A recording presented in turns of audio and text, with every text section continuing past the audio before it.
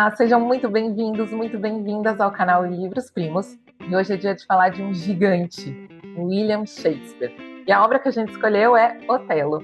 Má, vamos começar esse papo contando um pouquinho sobre esse gigante que é William Shakespeare? Conta pra gente. Vamos lá, tudo bem, Dan? Tudo ótimo. Bem-vindos e bem-vindas, todos e a todas. Vamos falar então do bardo, né, do William Shakespeare, o gigante da literatura, do teatro, enfim. Ele nasceu em 1564, ele morreu em 1616, portanto ele tinha 52 anos, foi bem jovem, né, que ele morreu, até foi meio de repente. Ele foi poeta, foi dramaturgo, foi ator, diretor, produtor. Hoje em dia, talvez a gente dissesse que ele foi um empreendedor das artes, né? Sobretudo do teatro. Ele era o terceiro filho, mas acabou por virar o filho mais velho, por conta da morte prematura de duas irmãs dele nessa família. O pai dele era uma coisa interessante, o pai dele era um produtor de luvas, né? E é um pequeno comerciante de lá, mas é uma figura importante da cidade. Inclusive, ele exercia algumas funções cívicas assim na cidade onde o Shakespeare nasceu, né? Todo mundo conhece essa história de Stratford-upon-Avon, onde ele nasceu. E essa cidade fica a mais ou menos uns 160 quilômetros de Londres, né? Só para ter uma ideia do que significaria aquela distância também na época dele, né? Estamos falando de centenas de anos atrás. Ele se casou aos 18 anos, bem jovem, né, com a Anne Hathaway, que era 7 anos mais velha que ele, e eles casaram porque ela engravidou, né? E eles tiveram três filhos juntos. A Susana, essa mais velha, que era o produto, né, da gravidez, e um casal de gêmeos, o Hamnet e a Judith, né? O menino, esse Hamnet, morreu aos 11 anos de idade. A gente vai falar um pouco dele daqui a pouco também, tanto na literatura, no teatro, no cinema e tal, tem histórias aí para contar sobre a vida dele. É, mas sobre ele, sobre o William Shakespeare, depois de ele ter estudado na escola local ali da cidadezinha onde ele vivia, depois de ter se casado, tem um período do qual se sabe muito pouco sobre a vida dele, e alguns acadêmicos, inclusive, chamam esse hiato de informação de anos perdidos, porque eles estão meio envolvidos em mistério, assim, ninguém sabe, ou nada se sabe dele, até que ele chegou em Londres e começou a fazer uma carreira de sucesso, e ali que ele ficou conhecido. Mas esse período é um período meio obscuro, assim, da vida dele. Ele começou essa vida lá publicando dois longos poemas, e ele se tornou depois um dos fundadores de uma companhia de atores, de artistas, que naquele momento era chamada de The Lord Chamberlain's Men, e depois ela evoluiu para um outro nome chamado The King's Men, porque ela passou a ser patrocinada pelo rei, o rei James da época deles lá. E eles faziam uma coisa muito curiosa, por isso que eu estava falando o fato de ele ser empreendedor, que eles encenaram uma média de mais ou menos duas peças por ano ao longo de 20 anos. Era uma companhia super estável, assim, né, de teatro. E ele dividiu o tempo entre viver em Londres, voltar para essa cidade natal, onde ele acabou até comprando imóveis, terras e tal, e tem comprovações, documentos disso dele. Ele herdou a casa do pai lá e comprou outras casas nesse lugar. E ele foi muito conhecido em vida, ele teve enorme êxito financeiro, ele montou aquele teatro que foi conhecido como teatro o Globe Theatre, que aliás pegou fogo em 1613, durante a encenação de uma peça, a peça Henrique VIII, por um canhão que deu um tiro lá e incendiou uma parte do teto lá do teatro. Agora, sobreviveram ao Shakespeare depois da morte dele, graças ao esforço de muitos dos artistas que faziam parte aí dessas companhias, 38 peças de teatro e mais de uma centena de sonetos. E o Shakespeare é uma das maiores influências no mundo literário e, claro, do teatro também. Mas ele não criou só textos, né? O que se diz é que ele praticamente reinventou a língua inglesa. Ele levou as criações dele para um público muito maior, inclusive popular, assim, por causa do teatro que ele fazia. E muitas das palavras que hoje a gente conhece foram adicionadas ao idioma, ou inúmeras expressões que existem em inglês, que se incorporaram no dia a dia da língua, faziam parte das peças dele. Isso é uma coisa que pouca gente sabe, que muitas expressões que se utiliza em inglês vieram dele, ele criou essas expressões, né? Ele continua sendo encenado e filmado de forma ininterrupta há séculos e não tem nenhum indício de que isso vá se encerrar ou de que isso vá mudar, o que torna ele um clássico de verdade, né? E a cada dia se descobrem assim novas camadas por trás da genialidade desse sujeito que, sem dúvida, conheceu a alma humana e traduziu essa alma humana em texto e em drama. Para as pessoas que são aficionadas, querem saber um pouco mais sobre a história dele, o momento de vida, lá, o contexto, tem alguns documentários excelentes sobre a vida dele, incluindo um da BBC, mas eu também indico um site que tem a curadoria de uma instituição chamada Shakespeare Birthplace Trust, que é o lugar onde ele nasceu, lá, o lugar de nascimento do Shakespeare, que tem muita informação e uns recursos interessantíssimos. Eu acho que, para quem gosta, vai curtir muito. Fala, tem resumos, sínteses de todas as peças, de textos, é super interessante, cheio de hiperlinks para outras coisas também. Mas, Dan, vamos falar um pouco sobre o livro em si, né? Otelo. Conta aí um pouco para gente. Vamos lá. Depois a gente deixa aqui na legenda desse vídeo, a gente deixa o site para as pessoas acessarem. Legal. Bom, vamos lá. O que esperar desse livro?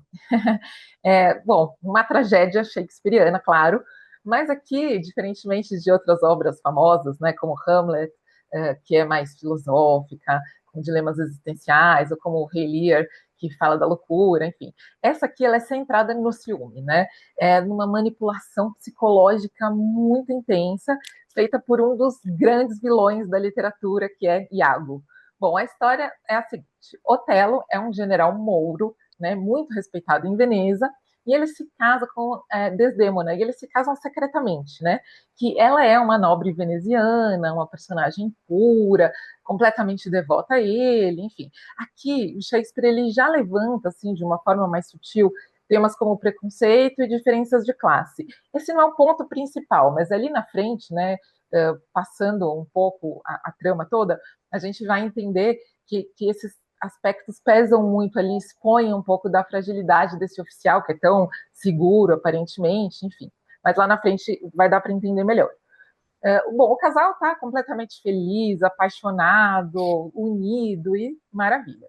Até que, para bagunçar toda essa história, entra Iago, que é um alferes de Otelo, né? E que até então era visto, sim, como um oficial muito honesto, super de confiança. Só que Iago tem inveja de Otelo, ele é muito ambicioso, ele é manipulador ao extremo, e ele quer destruir Otelo. Então, o que ele faz? Ele arma uma trama meticulosa. Ele começa plantando uma pulguinha ali atrás da orelha de Otelo, tentando fazê-lo acreditar que a Desdémona está traindo Otelo com Cássio, que é um jovem oficial, super da confiança de Otelo também, mas que foi promovido no lugar de Iago, né? Acho que é a partir daí que causa, que ele sente toda essa inveja e decide destruir mesmo a vida de Otelo. Nessa trama, ele consegue plantar um lenço dela, da Desdémona, que ela havia perdido por ali, ele consegue plantar, eu acho que é no quarto de Cássio, enfim, que cai assim como uma prova dessa traição. Bom, Otelo é consumido pela insegurança, pelo ciúme, numa intensidade assim absurda. Acho que a mesma intensidade que ele tinha assim no amor pela Desdémona, essa intensidade vira fúria, né? E ele vai enlouquecendo, ele fica completamente transtornado, né? E aqui entra aquela metáfora famosa de Shakespeare sobre ciúme, né? Que é um monstro de olhos verdes que zomba do alimento de que se nutre. Então é aquela criatura que se nutre da própria vítima. Enfim, não vou contar o desfecho, né? Vale a pena ler, vale muito a pena ler. E falando assim dessa leitura, né? É um texto fácil de ler, envolvente, curto, e a experiência de ler esse formato de peça de teatro mesmo, né? Que dividido em atos, com diálogos marcados em cenas, né? É muito diferente da experiência da leitura em prosa, que a gente está mais acostumado, né? Quando tem um narrador e tal. E aí é gostoso porque eu sou apaixonada por teatro, e aí você vai lendo e você vai encenando, você vai enxergando aquele palco assim, e você vai encenando, as vozes ganham entonação, é uma coisa muito diferente. Para mim é uma experiência muito gostosa. Enfim, uma análise assim também muito breve agora. Eu acho que assim, é uma obra de 4 séculos ou mais que nunca vai ficar desatualizada, né? Porque tem tudo a ver com esse nosso tempo de fake news, assim, de imediatismo, dessa coisa de acreditar no que é dito sem investigar, sem apurar, né? E aí, como que uma mentira contada com tanta força é capaz de destruir mesmo a vida de alguém. Enfim, só posso dizer, leiam, é maravilhoso. E aí, Isso Marco, o que você aí. acha? Eu achei muito legal essa história de você relacionar. Hoje em dia é tão difícil de saber o que é verdade, né? O que afinal a gente acredita, não acredita, o que é uma prova, o que é fato, o que é interpretação e assim por diante. Eu acho assim, a gente poderia ter escolhido qualquer outro texto do Shakespeare, mas eu acho que essa tragédia mostra o lado mais sombrio do ser humano. Uhum, Alguns críticos, inclusive, definem essa peça como uma demonstração do que é maligno sem motivação ou um é. tratado sobre o conflito entre a confiança e a traição, né? É ao mesmo tempo uma discussão sobre até onde chegam o ciúme, a inveja, a raiva, seja pela manipulação do vilão, como Iago, que você falou aí, mas também pela sociedade preconceituosa, racista de Veneza daquela época, e na forma como eles tratam Otelo, que é simultaneamente um admirado herói militar e um Uhum, odiado mouro, como é a forma que eles chamam, né, o negro retratado na peça. Mas é também uma história de amor, né, da Desdémona pelo Otelo. E as fragilidades, né, da relação quando ela é abalada por essas suspeitas de traição construídas de uma forma tão maldosa, né, pelo Iago. E eu acho que o Shakespeare constrói uma certa tensão entre esses personagens pela forma como ele criou cada um deles, né? Então, por exemplo, na Desdémona, a gente vê essa figura da inocência, da pureza, da lealdade, que dão um ar para a tragédia, transformam essa tragédia ainda mais dramática, porque ela é o extremo disso, né?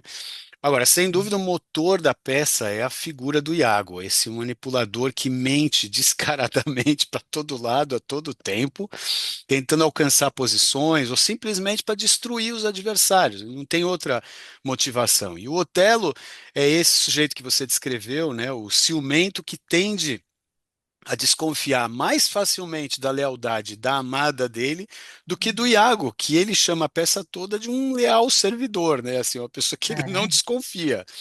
E essas outras personagens que vão servir numa espécie assim de molho, né? O Cássio, a Emília, o Rodrigo e tal, eles servem um pouco, eu acho, para acentuar essas polarizações entre lealdade e traição, ou figuras importantes assim da cidade, como esse Brabâncio, que mostram todo esse preconceito racial contra o Otelo.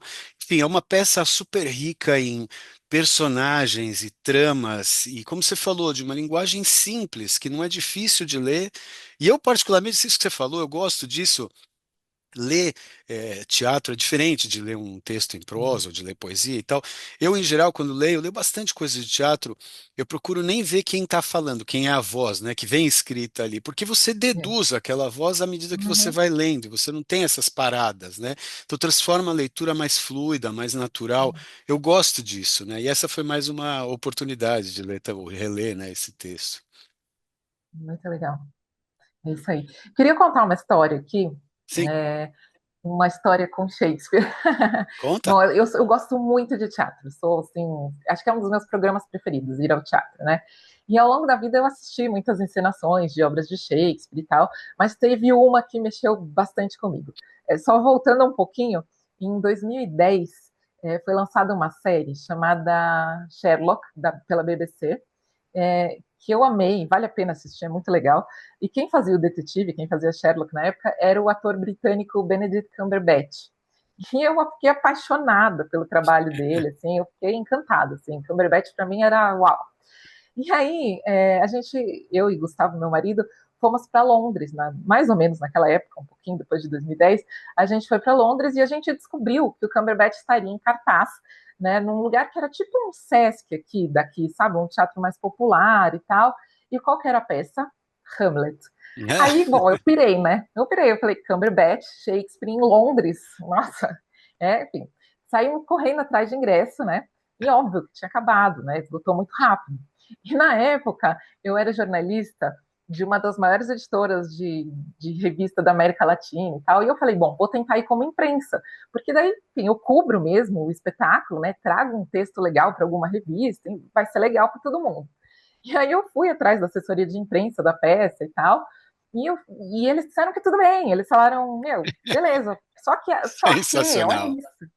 Não, mas olha isso, o problema, a apresentação para a imprensa seria dia 1, e a gente chegaria a Londres dia 2 e Ah, não tinha, quer dizer, não tinha como mudar essa passagem.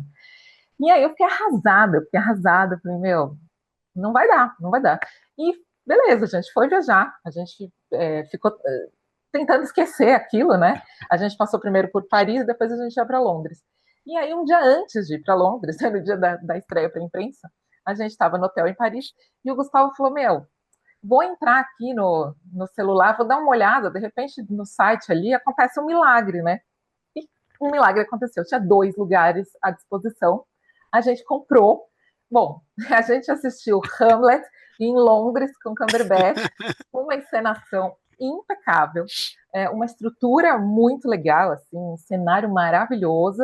E ainda na saída, a gente ficou esperando, né, o Cumberbatch sair do teatro e tal, super simpático, simpático assim, britânico, né, tipo, todo recatado, e as pessoas em volta, tipo, aplaudindo, eu louca, assim, meu Deus, Cumberbatch, e as pessoas aplaudindo, assim, super comedidas, enfim.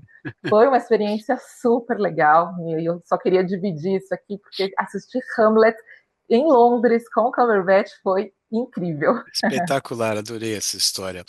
Então vou emendar, vou falar uma outra história, nada a Bom, ver com isso, nada a ver, mas tem a ver com Shakespeare, que é o seguinte: eu sempre tinha uma discussão com meu sócio, meu amigo, meu mentor, o psicólogo José Ernesto Bolonha, que se alguém um dia cometesse a insanidade de dar para nós a chance de construir ou reconstruir um curso de psicologia, a primeira coisa que a gente faria, um bacharelado, né, assim, seria diminuir de 5 para 4 anos, porque não é preciso ficar lá todo esse tempo, é melhor ir para a prática, supervisão logo, então deixa de ser 5, vai ser 4 anos logo. Segundo, a gente ensinaria durante os 3 primeiros anos desse curso uma mistura de Shakespeare e Chekhov. Isso que a gente sempre falava, né? Assim, e o quarto ano pode ensinar todo o resto da psicologia ou qualquer coisa que se quiser, porque a alma humana já teria então é, sido dissecada antes por esses autores e tantos outros uau. possíveis, né? A gente sempre teve essa história, a gente sempre falava disso, né? Tamanha é a importância, eu acho, o estilo também Sim, do Shakespeare, que tem essa coisa. As pessoas ficam mais assustadas com isso do que deveriam, porque ele alterna essa formalidade, dependendo da voz da personagem ou da situação da peça, enfim, com uma certa coloquialidade, uma informalidade que faz o texto ser acessível. E uhum, também me pega a versatilidade do Shakespeare, porque ele alterna gêneros, mas ele sempre combina uma certa poética, assim, com uma observação do comportamento humano aguda, assim, é impressionante, né? Me encanta a obra em geral, mas essa em particular eu acho que tem a ver com o ritmo que ele constrói o ciúme, a gente fazer a leitura ou durante a peça também quando a gente está assistindo, a velocidade controlada com que ele convida o leitor a ir se enredando nas tramas do Iago e fazer com que o Otelo caia nelas, né? E a gente fica ali com o coração na boca, né? Não presta atenção nisso, ou olha para lá. e ao mesmo tempo a gente está quase convencido, né? É impressionante, né? E essa que eu acho que é a genialidade. Acho que alguns trechos, se a gente lê alguns trechos da obra, ficam claras as formas como ele faz isso, né? O jeito que ele constrói esse ambiente, ou a linguagem que ele utiliza, que enredam a gente e o personagem central da peça. Vamos ler uns trechinhos? Vamos ler uns trechinhos. Eu separei aqui uns também. Vai lá, quer Vamos começar? lá. Pode ser. Eu vou começar pelo que eu falei já do monstro de olhos verdes. Sim. É, eu separei aqui, que é quando Iago diz: Senhor, tendes cautela acerca do ciúme.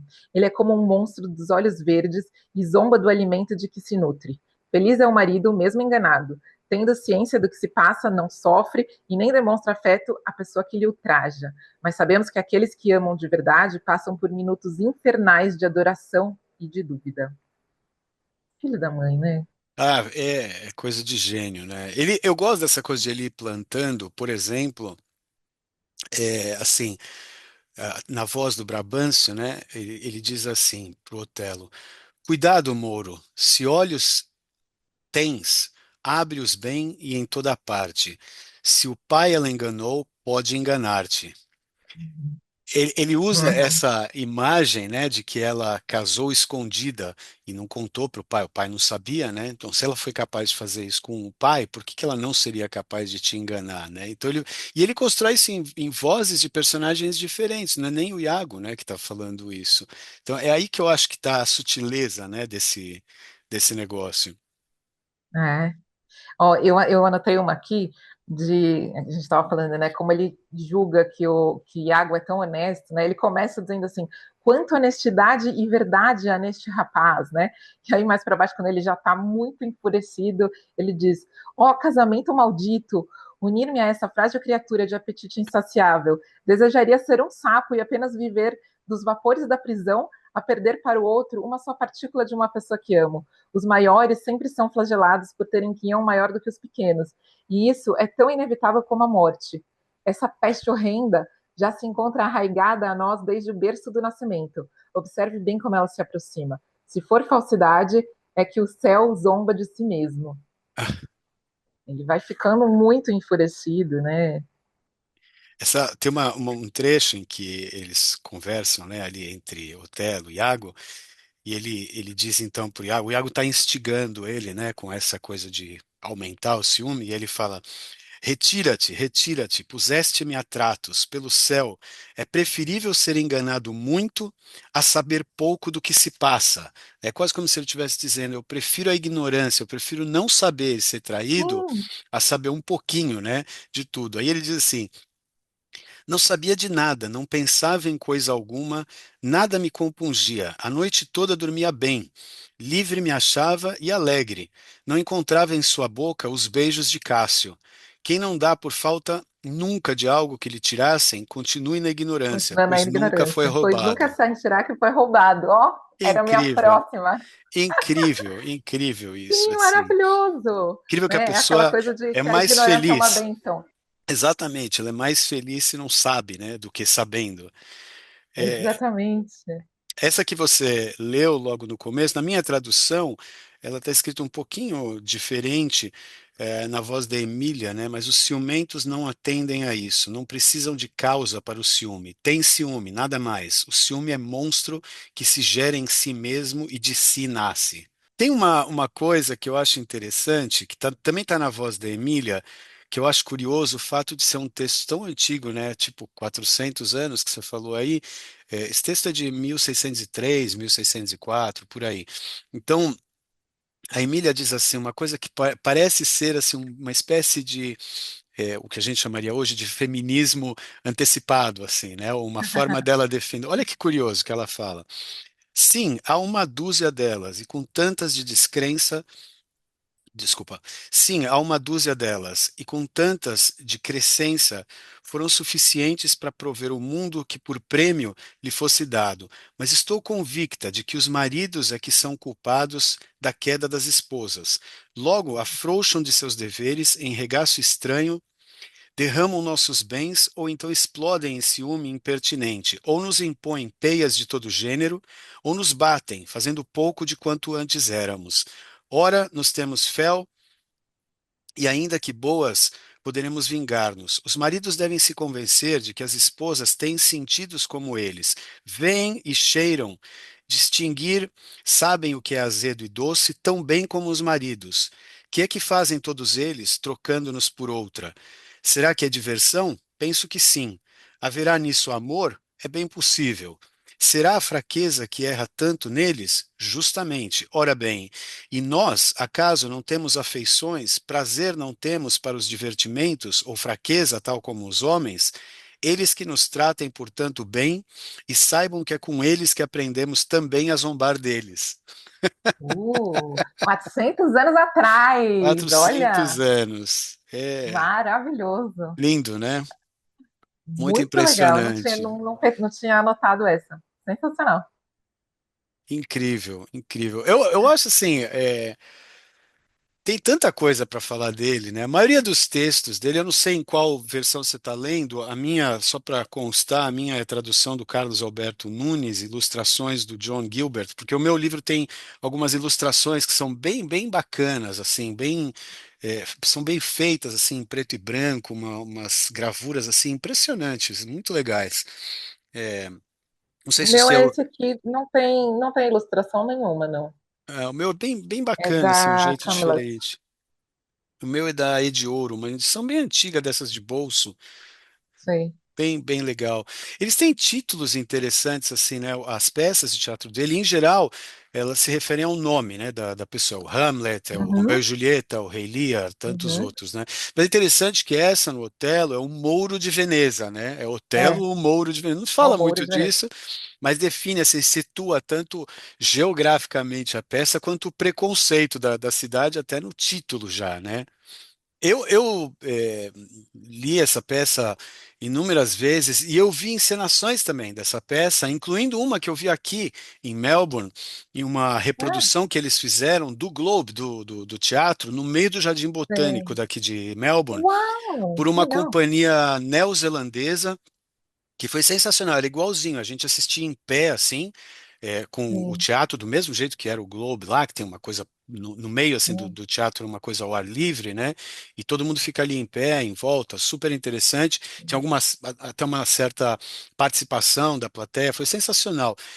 E sempre mexe comigo, assim, por essas temáticas de construção psicológica, assim, de personagens, da uhum, trama, não sei, vai te corroendo, assim, no estômago, até o ápice, assim, né, de se transformar numa tragédia, né, é super, super sim. interessante. Tava aí também, né, uma encenação, não do Otelo, mas tinha uma encenação do Dan Stubach, que você citou aí, É o O Mercador de Mercador de Veneza. Veneza, É, né, tava tendo é. essa encenação, né, Tá em São tendo. Tá Paulo. tendo. Eu assisti. É, dá um show, é realmente incrível, assim. A peça é muito boa, mas eu fiquei com umas ressalvas, assim, em relação à peça. E aí tem, né, umas questões de...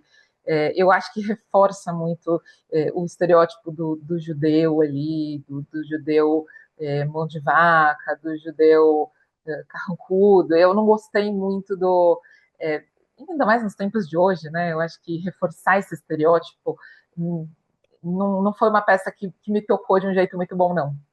Olha, eu vou te dar uma má notícia, então, né? Porque isso, em geral, é uma coisa que está presente em muitas peças do Shakespeare. Eu vou até te citar um exemplo. No finalzinho dessa peça tem um trecho que ele diz assim: Mas excitado cometeu excessos e cuja mão, tal como o vil judeu, jogou fora uma pérola mais rica do que toda a sua tribo. Isso está nessa, no Otelo. É, E sim. eu tenho lido ao longo do tempo a obra toda, né? Tem, sei lá, acho que umas 2.000 páginas. Eu li uns 70% dessa obra, e em várias delas eu anoto que dá um negócio assim na gente, né? O próprio Shakespeare escreveu isso não é uma coisa da encenação do Dan, e é difícil, né, Ah, para não, não. nós, Não, não, não tem nada a ver com a encenação, não. Claro, Eu achei que claro, foi. claro. A Bom, e obra claro, mesmo, ele eu mesmo achei judeu, bem. né? Então deve ser difícil para Sim, ele também ensinar sim, isso claro. e é Claro. uma coisa complicada, mas faz parte da obra do Shakespeare, faz parte daquela época, né? Também esse gueto, né? Aliás, gueto, inclusive a palavra gueto vem de uma coisa italiana, acho que guettare, que é essa confinação, né? Essa separação que aconteceu em Veneza, que é considerado o Uhum, primeiro gueto existente, né? Da separação de judeus do restante da sociedade. Então, uma coisa difícil, tem a genialidade, é, tem as suas dificuldades também, né? exatamente, exatamente. Vamos falar sobre os primos dele? Vamos falar dos livros primos. Posso começar? Vai lá, manda bala. Bom, eu vou começar com um que eu acho que é mais óbvio, assim, que é Dom Casmurro, do nosso Hum. Shakespeare Machado de Assis, do nosso gigante brasileiro. E que, enfim, no próprio, né, na própria obra, Dom Casmurro, ele até cita, né, Otelo ali, né, quando se trata ali do filme exagerado de Bentinho e tal, ele assiste a uma peça, né, e conclui que, né, na visão dele, ele captou o traiu mesmo, então, Dom Casmurro.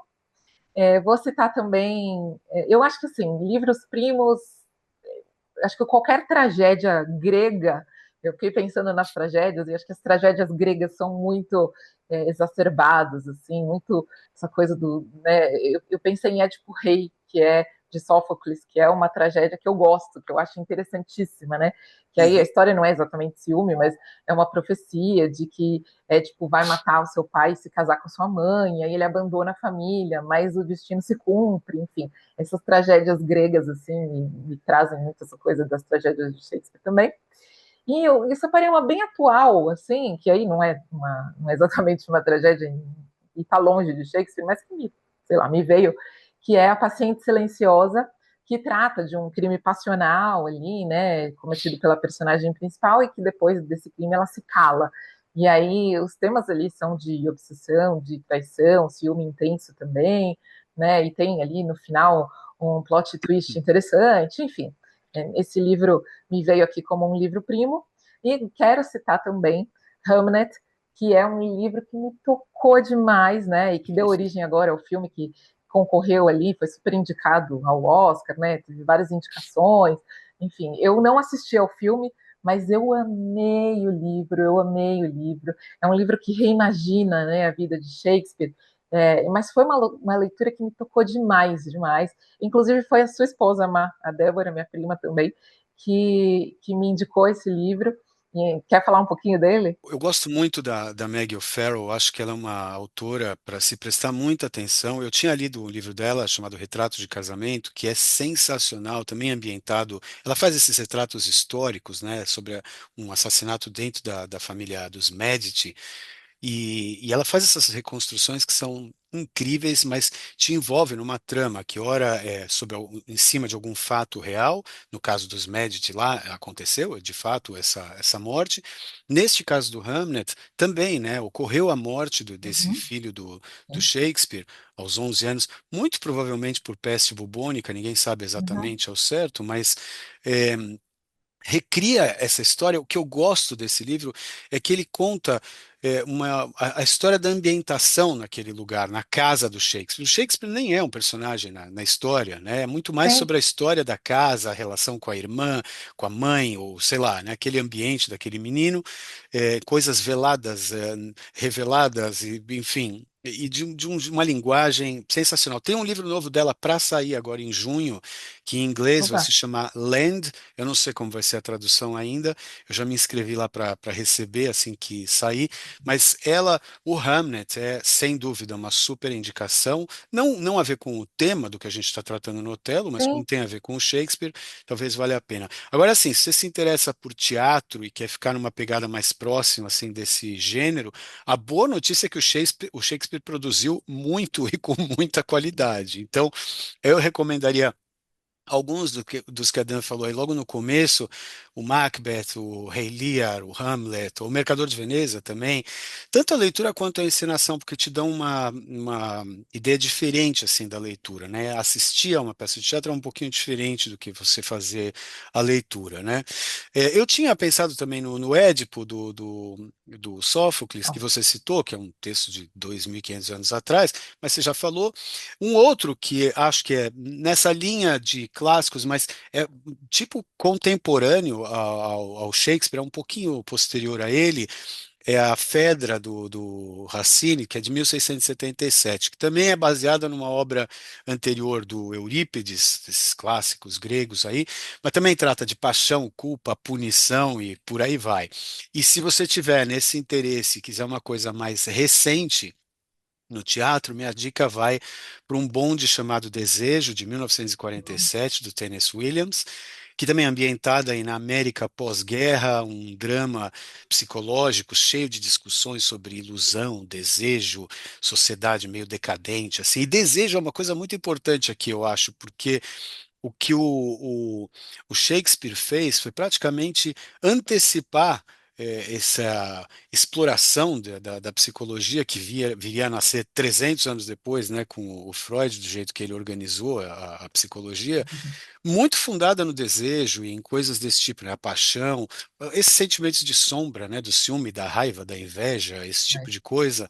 Então, todos eles estão muito presentes. O teatro, o cinema, em geral, essas artes se utilizam muito dessas camadas diferentes, né, do que a gente tem no comportamento humano, na alma humana.